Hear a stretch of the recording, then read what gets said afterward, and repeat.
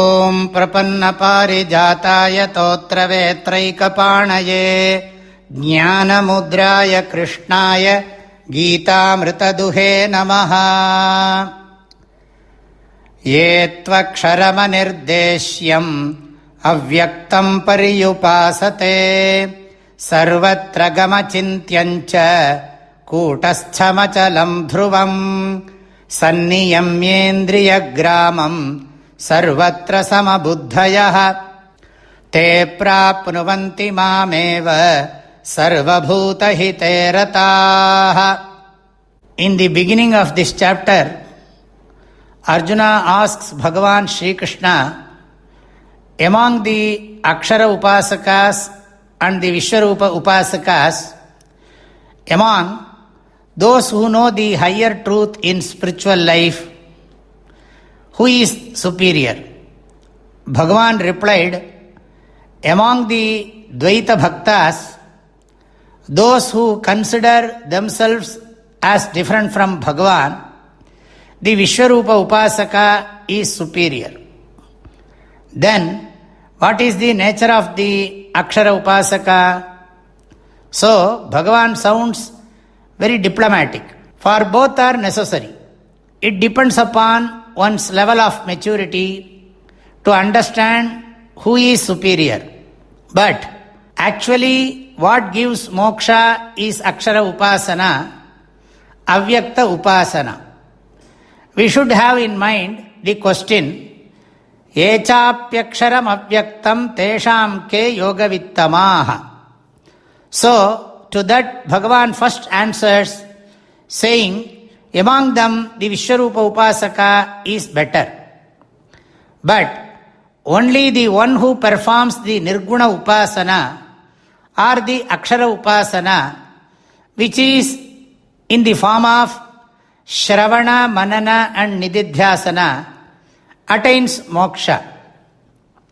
We need to understand that Nirguna Upasana is the study of Vedanta under a competent guru and understanding the principles, clarifying the doubts and meditating upon the teachings to strengthen one's knowledge. There is no separate worship of the formless.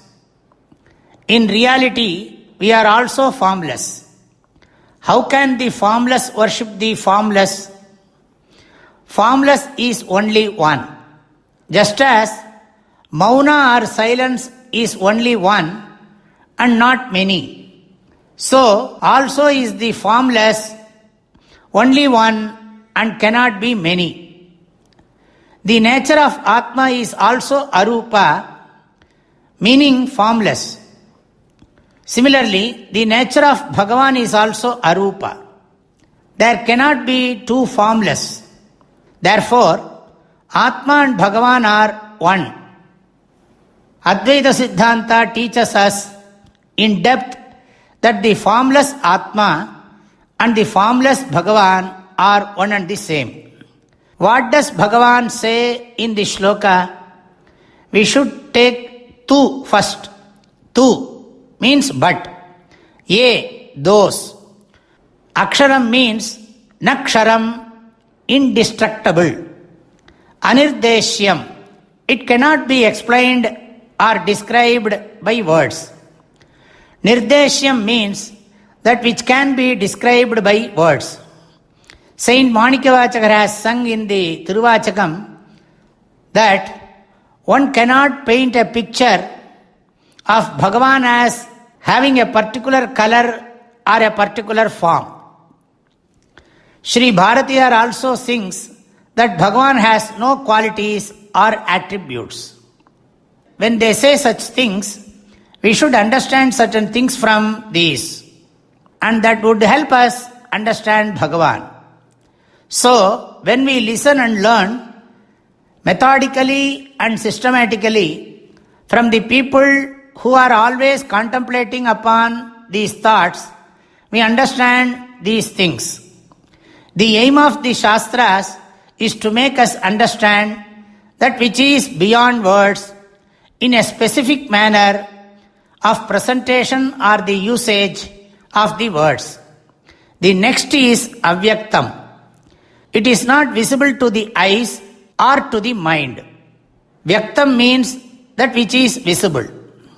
Avyaktam means that which is not visible. What cannot be objectified or perceived by the senses of seeing, hearing, smelling, tasting, or feeling through the sense organs.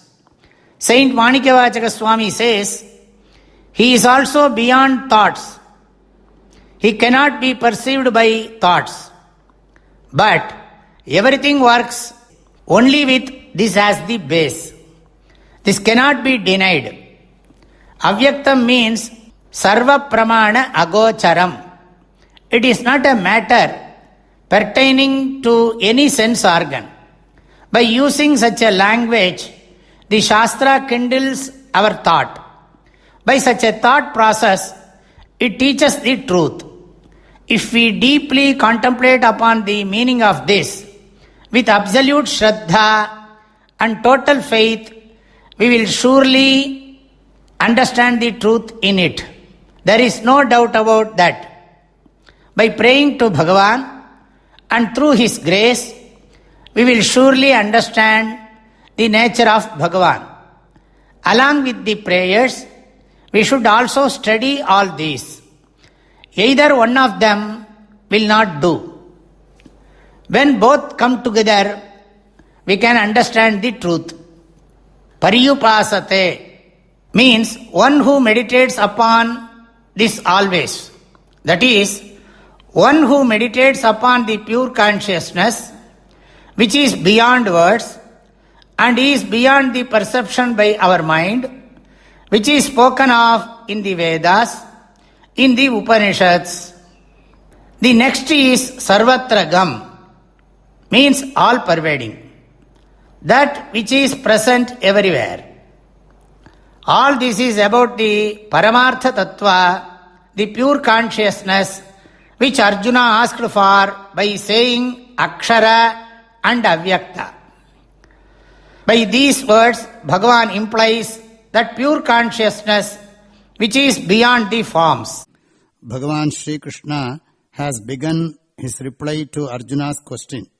Tu, but, ye, those, Aksharam, indestructible pure consciousness, Anirdeshyam, that which cannot be described by words, Avyaktam, that which cannot be objectified by the sense organs, Pariyupasate, one who understands this, Sarvatragam, that which is present everywhere, all pervading, Achintyam, that which cannot be thought about, Kotastham achalam dhruvam, that which cannot be moved, Sanniyamyendriya gramam. This should be rearranged as Indriya gramam sanniyamya, keeping the group of the senses, namely the eyes, the ears, the nose, the tongue and the skin, away from attachment to the sensory perceptions, such as seeing, hearing, smelling, tasting and touching, and with the help of the intellect and spiritual practices, keeping them under control. Indriyam means the sense organs. Gramam means the group of, that is the group of sense organs. Sanniyamya means with devotion to Bhagavan, keeping them under control. Sarvatra samabuddhayaha, being without desire for anyone or anything.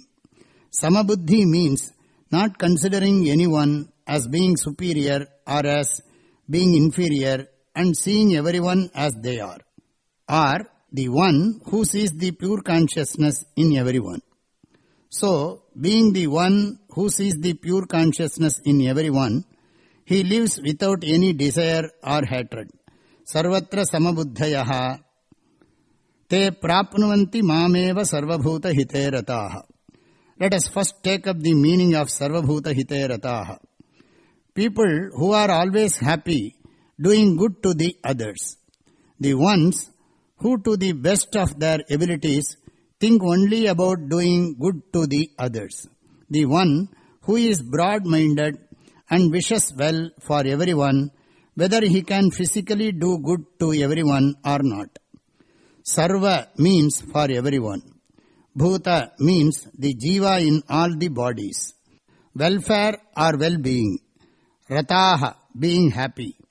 Those who gain happiness from the well-being of the others. Te prapnuvanti mameva. Te means they. Mameva, me alone. Prapnuvanti, attain. Attaining means understanding the pure consciousness as the self. They attain Bhagavan. So, the Vishwarupa Upasakas are superior, but those doing the Jnana Yoga Sadhana attain Bhagavan. They understand Bhagavan, who is all-pervading, as the pure consciousness in the self. Let us study the meaning for the next shloka in the next session. These two shlokas should be studied together. Only then can we understand the correct meaning. The first shloka talks about the formless nature of Bhagavan, and the second shloka about the eligibility criteria to understand him. The benefit of such an understanding has also been said. The benefit or the fruit of this is moksha, or Ishvara Prapti, or the eternal happiness. Yetvaksharama nirdeshyam avyaktam paryupasate sarvatra gama chintyancha kutastamachalam dhruvam sanniyamyendriya gramam sarvatra samabuddhayah te prapnuvanti mameva sarvabhuta hite rataah. My prayerful blessings and best wishes to all of you. Hari Om.